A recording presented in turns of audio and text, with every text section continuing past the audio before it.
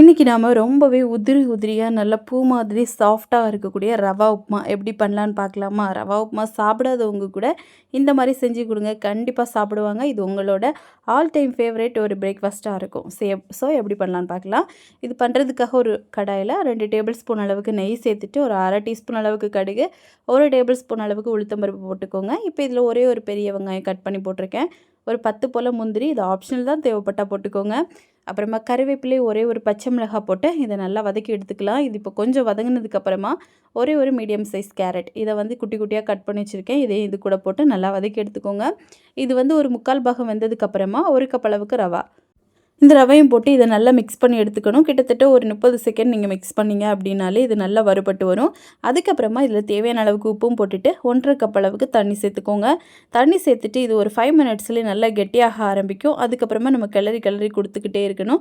இது ரெடி ஆகிறதுக்கு ஒரு 5லேருந்து 7 நிமிஷம் தான் ஆகும். நம்ம கிளற இது நல்லா சாஃப்டாக பூ மாதிரி வரும். ஃபஸ்ட்டு வந்து கொஞ்சம் கெட்டியான பக்குவத்தில் தான் இருக்கும். நீங்கள் லோ ஃப்ளேமில் வச்சு இந்த மாதிரி கிளறி கொடுத்துட்டே இருங்க. ஃபைனலாக இதில் ஒரு 1/4 கப்பு போல் துருவின தேங்காவும் போட்டு நம்ம எடுத்துடலாம். அப்போ தான் இது நல்ல சுவையாக இருக்கும்.